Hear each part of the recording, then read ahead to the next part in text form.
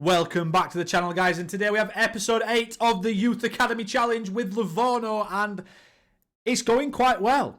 First things first, and we did manage to win 6-0. In this game, we had 1, 2, 3, 4, 5 youngsters in the starting 11, and we did win 6-0, which means we get to tick off our first objective in the bingo objective sheet. So at the end of this season, I will be going and ticking that in. Just thought I've already written it down, so I don't forget. Don't worry, that's 1 out of 100 objectives we've got written down right this second. I tell you what, though, I still don't have a coaching badge, which is very annoying because I can't upgrade my attributes to be able to coach and train the players any better. I thought by now we'd probably have at least 3 badges, so we could have had 3 objectives ticked off, but actually no. The first one is winning by more than 5 goals, so that is that ticked off. Secondly, we have the league table, and it looks like this. So I have qualified for the playoffs already. 3 games left. However, we were second at one point. We've just lost to Perugia, who are top, by the way. We were 6 points. We were 9 points behind Perugia when we played them. Now we're 15. They did beat us to go 12 points clear, but if we'd have beaten them, we'd have been 6 points behind. But yeah, if I was to show you there, we lost to Perugia, and then we just went and lost to Lakia, who are 14th, which is really annoying, because now it dropped us down to 6th, and like I said, we were up here. I think we were second on goal difference or second on results head-to-head. Either way, we were second or third. And top 4 is the main aim.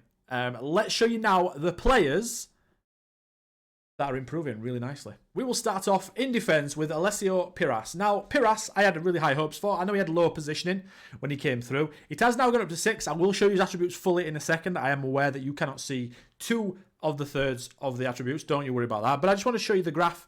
Went from 1.5 star player to a 2-star player, which doesn't seem much, but this is on the verge of 2.5. I'm almost certain about that. It's nice though. It's progression regardless of what it is. And this is a full year. So he came this time last year, obviously, because we got the youth intake in a second. And now he's gone up slightly. Now I'm going to show his attributes. There they are. He's not going down in some, but he's sort of leveling off in a few, just to sort of like level his attributes off. Positioning now has gone up to 6, which is nice, which is what we're still working on.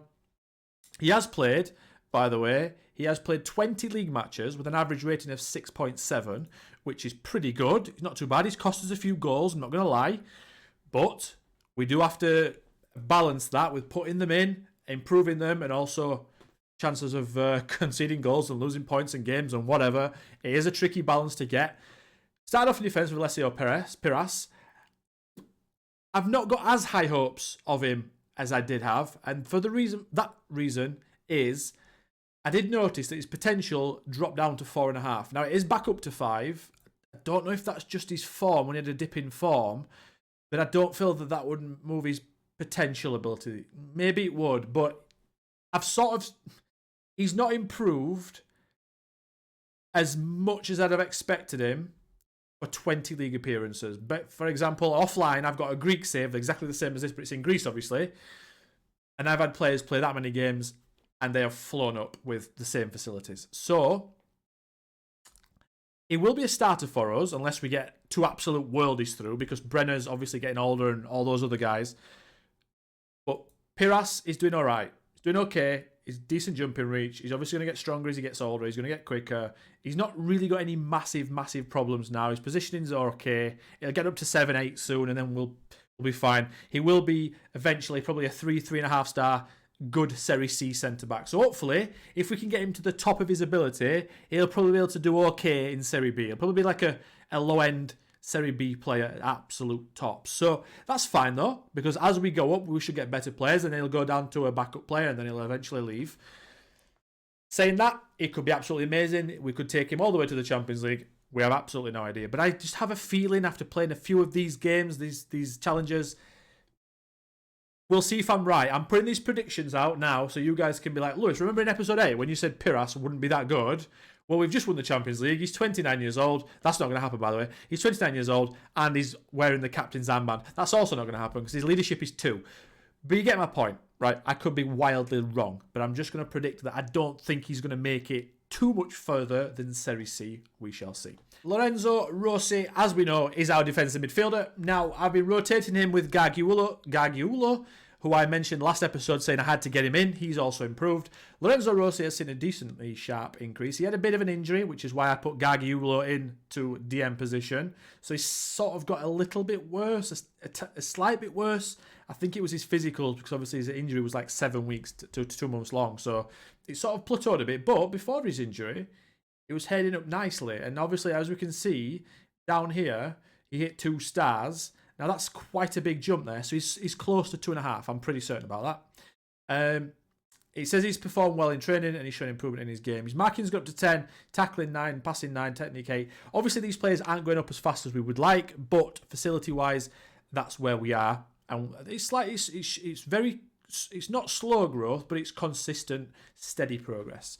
As always, his mentals are good, his physicals are good. He has played 30 games this season again, and as you can see, he's got a goal this year. He's got less assists, but he's got a better average rating slightly. Next year, I would like him to kick up and be maybe a 6.9 average rating. That would be amazing. If he doesn't improve too much, he might end up being a backup sooner rather than later. I have noticed he's also got an outspoken personality, which outspoken media handling style, which is high in controversy, I'm pretty sure, and maybe low in temperament. I can't remember which one it is, but it's not good. And balanced also is very Russian roulette. It's a roll of the dice. You never know. So we'll see. I feel like, again, with Piras, 60 games, which is 3 times the amount as Piras has played, he should be better than that. So soon, hopefully the intakes pick up. I've not seen this one yet. That's the inbox message there. We're going to see it. And we're going to have a look live with you guys. I've not looked at it yet, I promise. Next up, we have Mr. Taglioni at left back. Now, as you could see, maybe before that, maybe you're noticing that some of those young players were on the bench. They just needed a bit of a rest, to be honest. You'll see by the amount of games that they've played pretty much every game. So it's coming to April now, and they're getting a bit tired, especially Taglioni. He needs a bit of a rest. So he's sort of plateauing a little bit. He had a bit of an injury, not too long.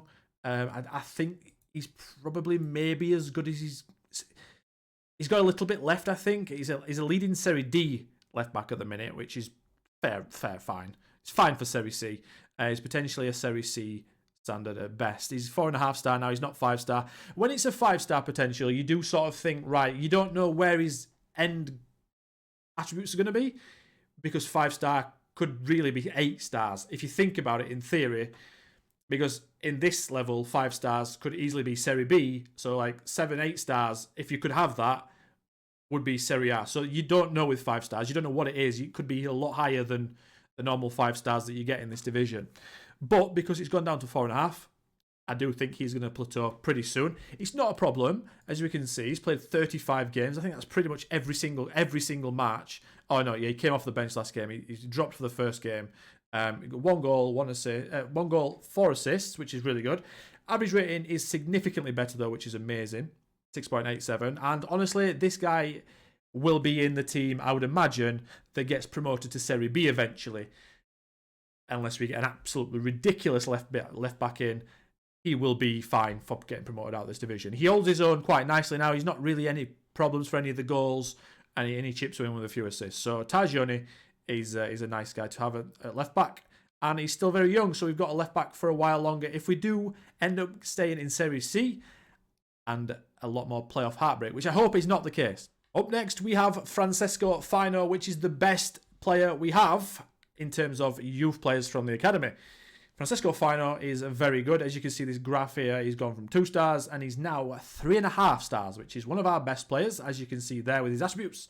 His physicals now are reaching nice levels. Tamina's gone up to 13, which is nice. His mentals are amazing. He's got 14s and 15s in some very, very, very good areas. And he has the same on the technical areas as well. I would like his dribbling to be a bit better, but 6, 7 is fine. I'm still learning, still making him improve on his agility. His balance is okay. I will switch that over to quickness in pre-season, no problem. As you can see as well, which is even better, he scored 7 goals, 5 assists, average rating's gone up. Again, we're looking at season-on-season progress, and I've just noticed, this is an exclusive, by the way, just for you guys that are watching, obviously, he's wanted by Cecina, or Cecina, I don't know how you say it, Ch or Sir, whichever it is, Cecina I'm going with, only willing to make an offer while the transfer window is closed. Okay, so that's got me not worried, but wary. 2 years left. At the end of the season, I'm probably going to be looking at getting him on a new deal. I'm going to have to pay him a bit more than he's on, which is fine because this guy is going to be very integral to us getting promoted out of this division. So we need to protect him at all costs. Next up, we have Gabriel Vantagiato. Now, Mr. Vantagiato, we look at his progress graph, he's a bit all over the shop, to be honest. He gets a bit of a niggling injury, as you can see here. He's got, he usually says he's got a bit of a problem with injury. I don't know if that can improve and leave. It's not there, which is, yeah, he just gets really weird injuries. Like a couple of days, he's up and down. It's weird. He goes to 2.5, he drops to 2 down there, he goes back up to 2.5. Anyway, he's playing very well. If we look here, he's got 9 goals, 8 assists, an average rating of over 7. So this guy has played the same amount of games as last year, and as you can see, the upgrade is massive. And a full 20, 33, 37.37 average rating increase, which is amazing. Last year, he only started 14 games. This year, he started 27 in the league. He's becoming pretty good. He's 2.5-star player, but he's close to 3. He's close to reaching... Well, he starts almost every game now, so this guy now is a starter for us all the time. I would like his work rate to go up a little bit, though, because sometimes we do concede down that left-hand side because he's slacking on his work rate, and it's something I can't really control. I can try and make it better, but for now, he's not lazy, but he's a little bit lazy. Next up, we have Gagiulo, and he's going on so well, this man. He started 12 times, 17 substitute appearances. His progress chart, especially since December when we've now started playing him more. Again, as you can see, this is when we started playing him. First team playing time, bang, gone straight up. 29 appearances, 3 goals, 4 assists, average rating of 7.1. Again, like I mentioned in the last episode, I have to get him in. And I have been playing him in defensive midfield when Rossi got injured as a deep line playmaker on defend. We need 2 stars at that, but not his favourite position. His favourite position is centre midfield. But we do have Sabatini in there. And I know he's not a Nugent, but he's only 25. And this guy is going to be he's our best player to start with. And he's needed to get promoted. I need players like this. I can't, because he's young, I can't really take him out. Because we probably won't get playoffs without him. He scores very important goals. Doesn't score many, but scores important ones. And he's very good. He's our best player. So it'd be stupid to get him out of the squad. Everyone else, though, Carlotti isn't playing as much and he's sort of declining. It's my fault. At the end of the season, I'm going to retrain him as a right winger and he's probably going to play a lot more next season. And then we've got Adebayo, who's gone down to 4-star potential. I might try and loan him out, but £150 a week, his time is running out, I think. Sort of my fault, sort of the broken legs fault that he had. But I'm hoping the intake brings us the striker that we wanted, the striker that it said it would give us. So let's have a look at the intake right now. Here we are then, youth intake time. Now, the preview wasn't looking so good. It wasn't looking kind. I really hope this is wrong. Last year's intake has given me a few doubts because there was only 2 players worth signing. If we remember as well, that I did mention in the first episode or the second episode that players, when we sign them, it's a minimum wages of £450, and that is a lot in this division for us, especially when we don't get big attendances. So we're going to have to be really picky with our players. I'm hoping there's 4 or 5 that I have to sign because they're just too good. But the intake, the preview, like I said, wasn't amazing. So let's have a look at this. Oh, it's not good, is it? It's not great. It says it's a 5-star. There's a left back / centre back, which is a 1. Ooh, okay, this might be better than I don't know. We're going to see, aren't we? We're going to have a look. Okay, we're going to go to... I don't like there's no elite talents, though. No elite talents isn't good. We're going to also have a look at... Right, so personalities are pretty good. Fairly determined, fairly professional. That's quite good. Also, Albanians as well, which is quite cool. We also know that stars can change, so I could sign this guy up and he could be 5 stars or 4.5. This guy could be 5, he could be 4. We're going to start with the worst player that I'm probably going to bring in, which is this goalkeeper. Actually, looking at him, I'm not going to bring him in. The reason being is he doesn't look good, balanced personality, but also I have actually 2 goalkeepers that are 5 stars that have come through previous intakes. And we don't need 4 or 5 goalkeepers at the club. especially with minimum wage rules. So these 3 likely ones we're going to sign. Pirano down here, low determination, centre-back. He's just not going to make it. I maybe sign him in another nation, but in this nation, I'm not going to bring him through. Unambitious, just not good, is it? We really, really need to get those upgrades to those facilities, because it's catching up with us slightly. Obviously, we're going to get a change in head of youth at the end of this season as well that I'm going to show you guys. Luca Ponzo, though, fairly determined, comes from Livorno, and he's a potential striker. Now, I think this guy is the guy that the preview was on about, so let's have a look at him. Okay, he's not bad at all. If you look here, he's got 7s and 8s. They could easily be 10s, 11s, 12s. I'd have liked him to be a bit faster. 12 passing's good. Teamwork's good. His mentals are very good. Very, very, very good. Technicals aren't too bad either. If you even look at technique, it's 9. There's something there with him, I think. We're gonna sign him up, that's for sure. He's fairly consistent too, which is nice. What's his media handling style? Level-headed, that's very good. His favoured personnel is the head of youth. Yeah, Luca Ponzo.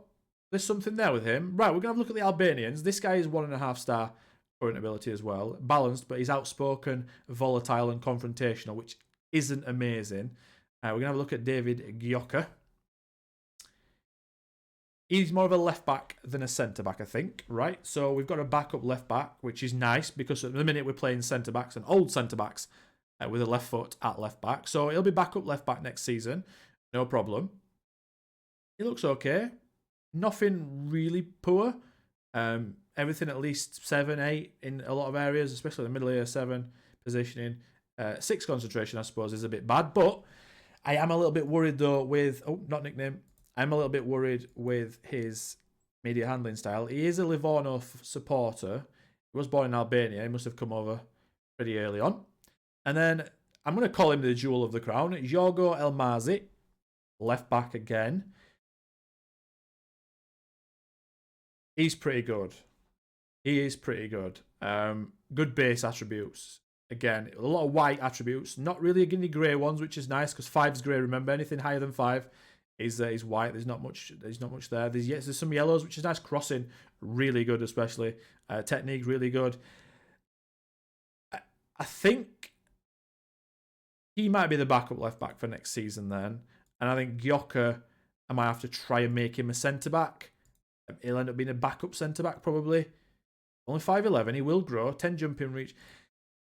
It's just a little bit disappointing, the intakes, isn't it? Now, obviously, we're going to change the youth intake. They're going to change the youth academy manager. We do need to get a handle on facilities. I mean, it's a lot of luck, especially when it's average. It's a lot of luck. It's a lot of roll the dice. Next season could come round and we could have 6 5-star players, 7 5-star players. It could happen. It's just so random at the early point of the youth only. You do have to get a bit of luck to push up the leagues, to get the upgrades, to then get more consistent intakes. But it is what it is. Next episode, we're going to be playing the playoffs, so I hope you guys catch us for that. For Elmazi, I'm going to be working on his pace straight away, I think. I'm going to get him quicker. We're also going to work on his positioning, his marking, his defensive positioning. Probably going to work on his defensive positioning first, actually, and make him a good defender. Gioca, I'm going to work again on his defensive positioning, and then we're going to work on his jumping and his strength.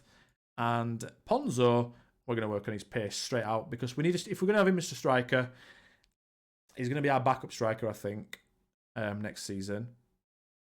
And we need a bit more pace. I will probably make him a pressing forward, though, because he has got good teamwork, work rate, good determination, and he's got decent aggression. So, yeah, he'll be working on his pace. Like I said, a bit underwhelming. But all in all, we're going in the right direction. We've got... If we look at his job history, I don't know why it's saying Livorno under 20s there, but we got 10th and 11th, pretty much similar. And then this year, it's been our best season. And the lowest I think we can finish is like 8th. So already, that's even better. Most of our players in the first team are still pretty young. The oldest one that gets played often is Ronchi at 20. But even then, it's usually Brenner instead of him. Brenner's been suspended, and Brenner's 28. Bellini's 28. Enrique's 29. So, still got a couple of seasons with those guys. If those guys around them, Piras, Taglioni, Rossi, Fino, and Vantagiotto, if those guys get even better and sort of fill the gaps, we might honestly be able to finish first. If we get lucky and a few teams relegated from Serie B aren't very good. So, it's not looking too bad. The intake was a bit of a disappointment, but we're going in the right direction, which is really, really good. I would recommend, however, as well, to download my youth team view in the description below, because you can change the focus if you want on the fly there, rather than clicking on each player as well. It's quite nice. You can just sort of go bang, bang. It sort of keeps it on your mind as well. Okay, it's there. You need to change it. You need to change it. And also, as well, as you can see, determination on a lot of players is quite high. The lowest being Taglioni, which is fine. Everything else is at least 10 usually. So we'll come back with the playoffs. We don't know where we're going to finish just yet next season. I'm hoping if we can get to 4th, that would be class. Because if we get to 4th, we actually skip a round. If we get to 3rd, we skip another round. If we get to 2nd, which is probably not likely now we've lost to that team near the bottom, we would have got to the quarterfinals. So maybe promotion next episode. We'll see. If you like the video though, if you like the series, hit the like on the video. Please, that helps me a lot. That pushes our videos to the top. If you like the channel as well, hit the subscription button. That will help us out a lot. And thank you for watching, guys. And until next time, I'll catch you then. Goodbye.